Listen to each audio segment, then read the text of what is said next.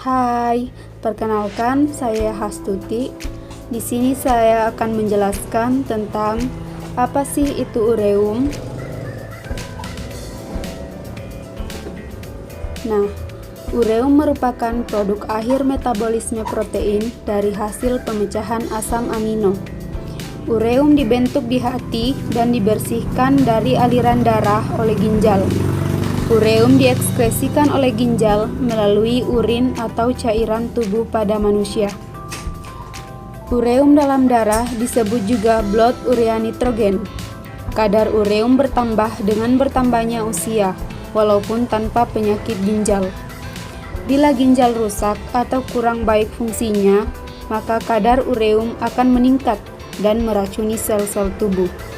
Meningkatnya kadar ureum di dalam darah dinamai uremia. Selanjutnya, mengapa tes ureum perlu dilakukan?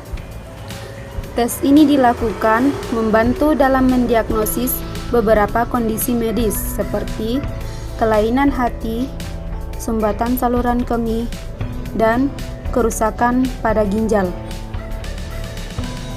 Secara umum, tes ureum darah dibutuhkan bagi pasien yang mengalami gangguan fungsi ginjal.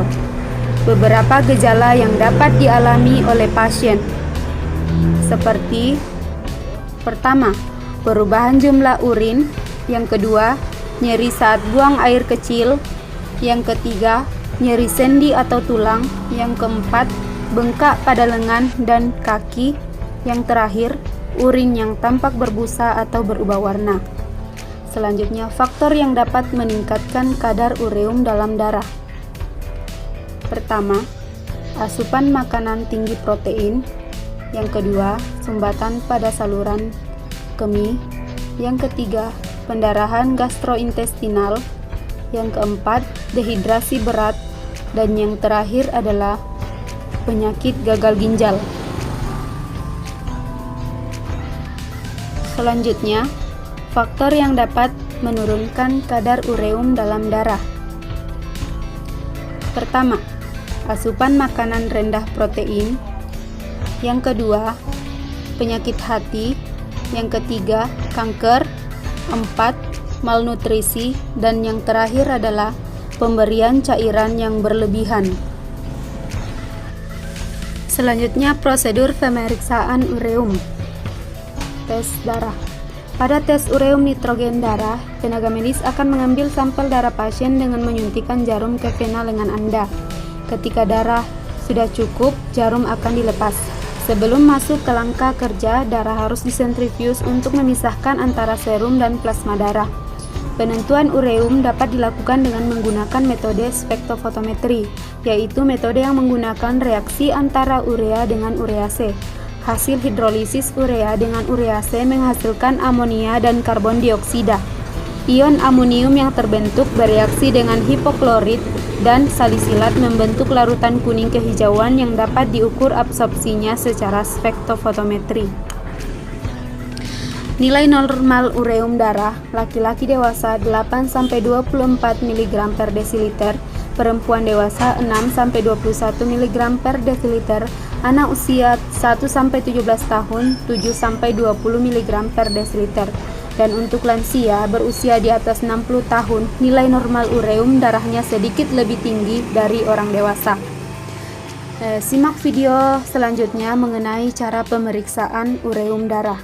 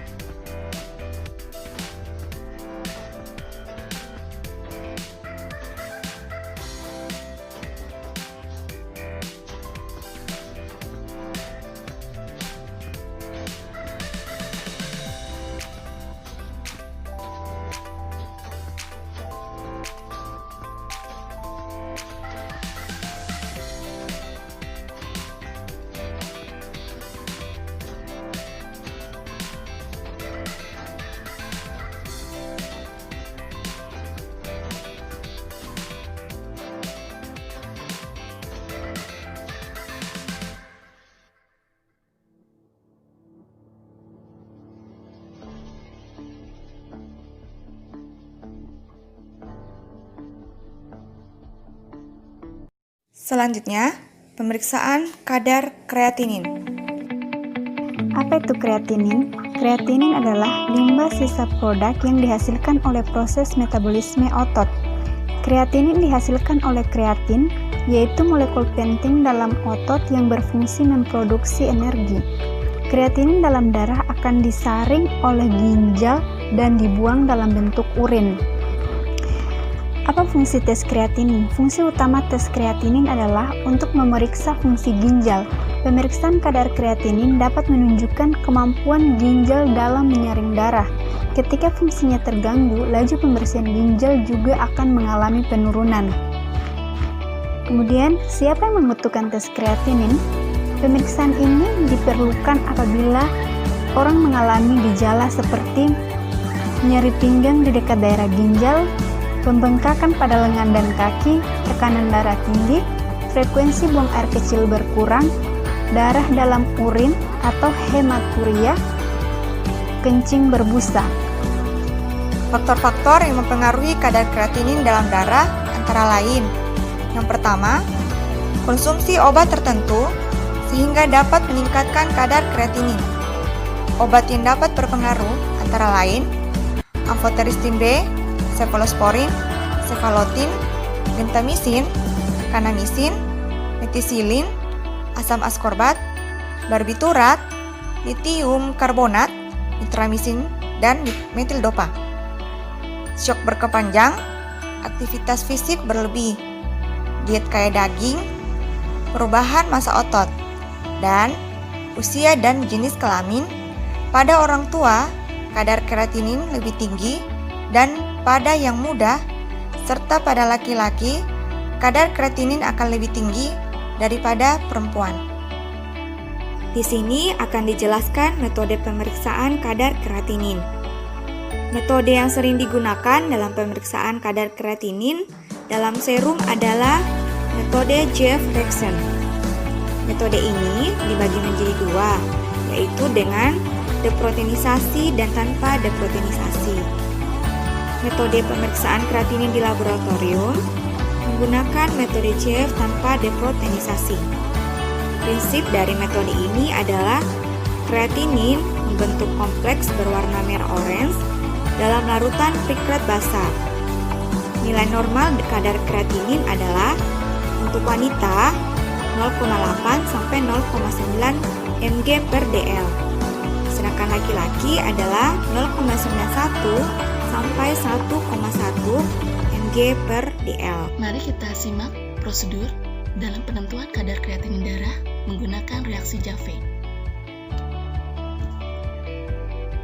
Tahapan awal dalam penentuan kadar kreatinin darah reaksi Jaffe yaitu deproteinasi serum atau plasma darah. Deproteinasi ini dilakukan dengan menggunakan natrium wolframat dan H2SO4 yang akan mengendapkan protein yang terdapat dalam serum atau plasma darah tersebut. Dan juga dilakukan dengan penambahan 14 mili Aquades. Seluruh komponen tersebut dicampur dengan baik dan inkubasi selama 10 menit agar proses pengendapan protein berlangsung maksimal. Filtrat kemudian disaring sehingga diperoleh filtrat bebas protein. Jika filtrat tersebut masih keruh, hal ini menunjukkan masih terdapat protein yang terkandung dalam filtrat tersebut. Dapat dilakukan penambahan H2SO4 10% tetes demi tetes. Jumlah tetesan ini dihitung sebagai faktor pengenceran. Setelah diperoleh filtrat yang telah dihilangkan proteinnya, maka tahap berikutnya adalah siapkan 3 tabung, di mana pada tabung A dimasukkan filtrat deproteinasi tersebut sebanyak 2 mili. Pada tabung B dimasukkan standar kreatinin sebanyak 2 mili, dan pada tabung C dimasukkan Aquades sebanyak 2 mili sebagai belangko. Pada filtrat dan standar kreatinin ditambahkan Aquades dan asam pikrat masing-masing 2 mili. Pada belangko ditambahkan asam pikrat pada volume yang sama. Ketiga tabung tersebut diinkubasi agar terjadi reaksi yang optimal. Setelah Setelah itu dibaca intensitas absorbansinya pada panjang gelombang 540 nanometer. Perlu diperhatikan teknis-teknis yang tepat selama pengukuran absorbansi dengan spektrofotometer agar memperoleh hasil yang akurat. Blanko diukur terlebih dahulu untuk digunakan sebagai faktor koreksi terhadap nilai absorbansi sampel. Setelah diperoleh nilai absorbansinya, maka dapat dilakukan perhitungan kadar kreatinin sampel tersebut. Penentuan kadar kreatinin darah setelah diperoleh nilai absorbansi dari Blanko, standar glukosa dan sampel, maka dapat dilakukan penentuan kadar kreatinin darah dengan rumus berikut. Absorbansi sampel yang telah dikoreksi oleh Blanko dibagi dengan absorbansi standar yang juga telah dikoreksi dengan Blanko sebelumnya, dikali dengan konsentrasi standar kreatinin yang digunakan, dikali dengan faktor pengenceran jika ada, dan dikali 100% untuk konversi mililiter menjadi desiliter, sehingga diperoleh konsentrasi kreatinin darah dengan satuan miligram per desiliter. Dari hasil yang diperoleh, maka dapat dibandingkan dengan acuan kadar kreatinin darah normal pada makhluk hidup. Jika kadar kreatinin darah berada pada range normal, maka hal ini menunjukkan ginjal masih berfungsi dengan baik. Namun, jika kadar kreatinin darah lebih tinggi dari batas normal, maka kemungkinan terdapat kelainan atau penurunan fungsi dari ginjal tersebut. Natrium. Natrium, elektrolit, fisiologi natrium, dan pemeriksaan laboratorium. Elektrolit. Elektrolit adalah senyawa di dalam larutan yang berdisosiasi menjadi partikel yang bermuatan ion positif atau negatif. Pemeliharaan tekanan osmotik dan distribusi beberapa kompartemen cairan tubuh manusia adalah fungsi utama 4 elektrolit mayor, yaitu natrium, Na+, kalium K+, klorida Cl+, dan bikarbonat HCO3-. Baik, selanjutnya, fisiologi natrium. Natrium adalah kation terbanyak dalam cairan ekstrasel. Jumlahnya bisa mencapai 60 mg per kilogram berat badan, dan sebagian kecil sekitar 10-14 mg per L berada dalam cairan intrasel 4,8. Lebih dari 90% tekanan osmotik di cairan ekstrasel ditentukan oleh garam yang mengandung natrium, khususnya dalam bentuk natrium klorida atau NaCl, dan natrium bikarbonat NaHCO3, sehingga perubahan tekanan osmotik pada cairan ekstrasel menggambarkan perubahan konsentrasi natrium. Baik, selanjutnya adalah pemeriksaan laboratorium. Bahan pemeriksaan dapat dilakukan pada sampel whole blood, plasma, serum, urin, keringat, feses, dan cairan tubuh. Pemeriksaan pada whole blood biasanya dilakukan bersama dengan pemeriksaan pH dan gas darah, dan harus diperiksa kurang dari 1 jam. Sampel serum, plasma, atau urin dapat disimpan pada refrigerator dalam tabung tertutup pada suhu 2 derajat Celcius sampai 8 derajat Celcius dan dihangatkan kembali pada suhu ruangan 15 derajat Celcius sampai 30 derajat Celcius. Sampel feses sebelum diperiksa disaring dan diputar sebelum dilakukan pemeriksaan. Berikut metode pemeriksaan. Yang pertama, pemeriksaan dengan metode elektroda ion selektif atau inselektif elektroda atau ISE. Pemeriksaan kadar natrium, kalium, dan klorida dengan metode elektroda ion selektif atau ISE adalah yang paling sering digunakan. Data dari College of American Pathologists atau CAP pada 5.400 laboratorium yang memeriksakan natrium dan kalium, lebih dari 99% menggunakan metode ISE. Metode ISE mempunyai akurasi yang baik, koefisien variasi kurang dari 1,5%, kalibrator dapat dipercaya dan mempunyai program pemantapan mutu yang baik. ISE ada dua macam, yaitu ISE direct dan ISE indirect. ISE direct memeriksa secara langsung pada sampel plasma, serum, dan darah utuh. Metode inilah yang umumnya digunakan pada laboratorium gawat darurat. Metode ISE indirect yang berkembang lebih dahulu dalam sejarah teknologi ISE, yaitu pemeriksaan sampel yang sudah diincerkan. Mari kita lihat prinsip pengukuran elektrolit dengan metode ISE. Berikut yang kedua, pemeriksaan dengan spektrofotometer. Prinsip pemeriksaan spektrofotometer emisi menyala adalah sampel diencerkan dengan cairan pengencer yang berisi litium atau cesium. kemudian dihisap dan dibakar pada nyala gas propan. Ion natrium, kalium, dan litium atau cesium bila mengalami pemanasan akan memancarkan cahaya dengan panjang gelombang tertentu. Natrium berwarna kuning dengan panjang gelombang 589 nm, kalium berwarna ungu dengan panjang gelombang 768 nm, litium 671 nm, cesium 825 nm. Pancaran cahaya akibat pemanasan ion dipisahkan dengan filter dan dibawa ke detektor sinar. Selanjutnya yang ketiga, pemeriksaan dengan spektrofotometer berdasarkan aktivasi enzim.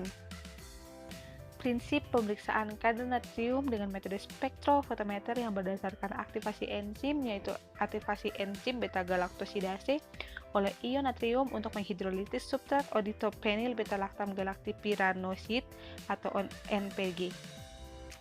Jumlah galaktosa dan onitrofenol yang terbentuk diukur pada panjang gelombang 420 nm. Baiklah, saya Rasmi akan melanjutkan presentasi dari kelompok kami, yakni pemeriksaan kalium. Kalium merupakan kation terbanyak dalam cairan intraseluler. Fungsi kalium adalah memelihara keseimbangan osmotik dalam sel, meregulasikan aktivitas otot, enzim, dan keseimbangan asam basa. Kalium merupakan kation utama dalam sel. Nilai normal kalium adalah 3,5 hingga 5 mili ekuivalen per liter. Fisiologi kalium. Sekitar 98% jumlah kalium dalam tubuh berada di dalam cairan intrasel. Konsentrasi kalium intrasel sekitar 145 mili ekuivalen per liter dan konsentrasi kalium ekstrasel 4 hingga 5 mili ekuivalen per liter atau sekitar 2%. Jumlah konsentrasi kalium pada orang dewasa berkisar 50 hingga 60 per kilogram berat badan atau 3.000 hingga 4.000 mili ekuivalen. Jumlah kalium ini dipengaruhi oleh umur dan jenis kelamin. Jumlah kalium pada wanita 25% lebih kecil dibanding pada laki-laki dan jumlah kalium pada orang dewasa lebih kecil 20% dibandingkan pada anak-anak. Jumlah kalium dalam tubuh merupakan cermin keseimbangan kalium yang masuk dan keluar. Pemasukan kalium melalui saluran cerna tergantung dari jumlah dan jenis makanan. Orang dewasa pada keadaan normal mengonsumsi 60 hingga 100 mili ekuivalen kalium per hari atau hampir sama dengan konsumsi natrium.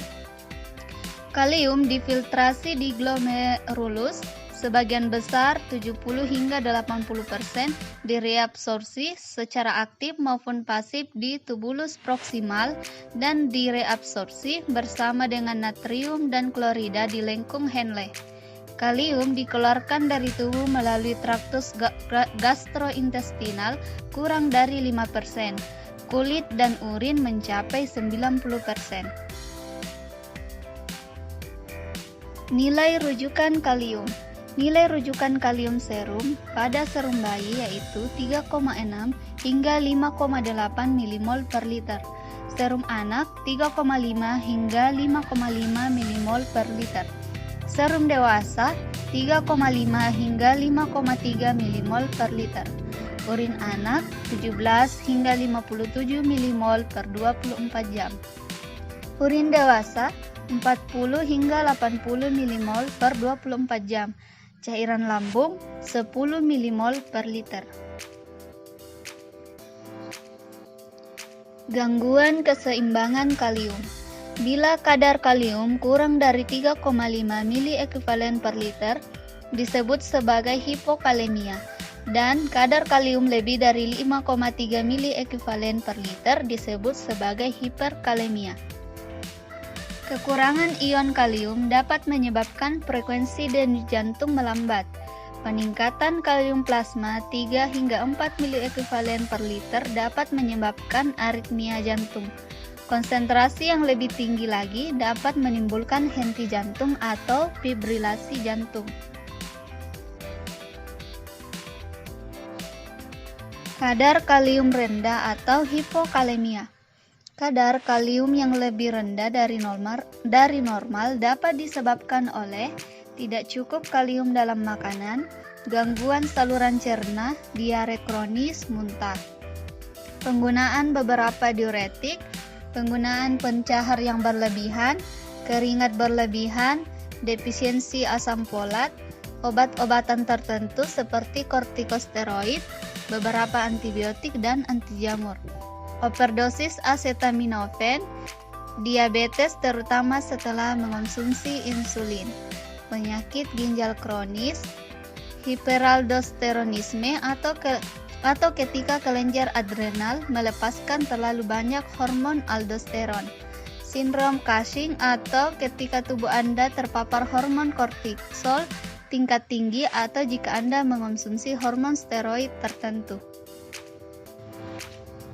Kadar kalium tinggi atau hiperkalemia. Faktor yang menyebabkan yaitu memiliki terlalu banyak kalium dalam makanan atau mengonsumsi suplemen kalium, minum beberapa obat seperti obat antiinflamasi nonsteroid, beta blocker, AC enzim inhibitor, angiotensin 2 reseptor blocker, dan diuretik. Menerima transfusi darah, kerusakan sel darah merah karena cedera parah atau luka bakar, cedera jaringan yang menyebabkan kerusakan serat otot, infeksi, diabetes tipe 1, dehidrasi, asidosis pernapasan, atau ketika paru-paru tidak dapat membuang karbon dioksida yang diproduksi oleh tubuh menyebabkan cairan menjadi terlalu asam. Asidosis metabolik atau ketika tubuh memproduksi terlalu banyak asam atau ginjal tidak dapat mengeluarkan cukup asam dari tubuh. Gagal ginjal, penyakit Addison atau ketika kelenjar adrenal tidak menghasilkan cukup hormon. Hipoaldosteronisme atau suatu kondisi di mana ada kekurangan atau gangguan fungsi hormon aldosteron. Adapun metode pemeriksaan yaitu yang pertama pemeriksaan dengan metode elektroda ion selektif, yang kedua pemeriksaan dengan spektrofotometer emisi nyala, yang ketiga pemeriksaan dengan spektrofotometer berdasarkan aktivasi enzim. Pemeriksaan kadar natrium, kalium, dan klorida dengan metode elektroda ion selektif adalah yang paling sering digunakan. Data dari College of American Pathology pada 5.400 laboratorium yang memeriksa natrium dan kalium, lebih dari 99% menggunakan metode ISA. Metode ISA mempunyai akurasi yang baik, koefisien variasi kurang dari 1,5%, kalibrator dapat dipercaya, dan mempunyai program pemantapan mutu yang baik.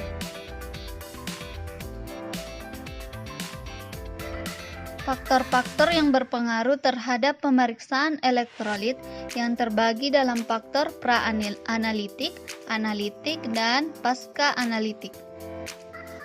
Tahap pra-analitik meliputi yang pertama, persiapan pasien. Sebelum pengambilan bahan pemeriksaan, penderita perlu dipersiapkan, diinformasikan, serta diberi penjelasan seperlunya mengenai tindakan yang akan dikerjakan. Beberapa keadaan yang dapat mempengaruhi hasil antara lain obat diuretik, aktivitas fisik, tidak puasa, dan sebagainya harus diberitahukan agar dihindari. Yang kedua yaitu pengambilan sampel. Pengambilan sampel sebaiknya dilakukan pada pagi hari sebelum banyak melakukan aktivitas fisik. Pada pengambilan sampel darah pena dapat menggunakan spuit atau vacutainer atau tabung vakum hampa udara. Yang ketiga yaitu pengiriman sampel dan penanganan sampel. Terbagi menjadi dua yaitu sampel yang disentrifug. Setelah darah diambil, segera kirim ke laboratorium darah. Dalam wadah segera dipindahkan ke tabung tanpa menggunakan antikoagulan. Kemudian sampel darah disentrifug dan diputar selama 10 hingga 15 menit dengan kecepatan 3000 rotasi per menit untuk mendapatkan serum. Yang kedua yaitu sampel yang didiamkan. Setelah darah diambil, segera kirim ke laboratorium. Kemudian darah didiamkan selama 2 jam hingga terjadi pemisahan dengan sendirinya. Kemudian serum segera dipisahkan ke dalam tub. Sampel yang hemolisis tidak dapat diperiksa untuk analisa elektrolit karena kalium keluar dari eritrosit. Pemberian nomor atau label pasien harus benar-benar cermat dan teliti karena kekeliruan dalam hal ini akan berakibat fatal. Yang keempat yaitu wadah penampung. Wadah yang dipakai untuk penampungan sampel harus memenuhi syarat-syarat sebagai berikut. Terbuat dari gelas atau plastik, khusus untuk sampel darah harus menggunakan wadah gelas. Yang kedua yaitu tidak bocor atau rembes. Yang ketiga harus dapat ditutup rapat dengan tutup berulir. Besar wadah disesuaikan dengan volume sampel. Yang keempat yaitu harus bersih. Kelima harus kering. Dan yang terakhir tidak mempengaruhi sifat zat-zat dalam sampel, tidak mengandung bahan kimia atau deterjen. Tahap analitik terbagi menjadi 2. Yang pertama yaitu persiapan regen.